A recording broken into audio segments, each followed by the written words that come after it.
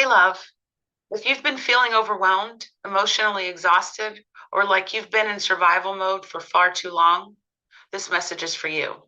I just opened up a brand new online community called Safe Haven Circle. It's a trauma informed support space for women who are rebuilding peace, stability, and self trust. This is not a chaotic group. It's not a place to trauma dump. It's a place to rebuild. Inside, you will get nervous system regulation tools, gentle routines that actually work, boundary scripts you can use immediately, and a calm community rhythm that helps you feel grounded again.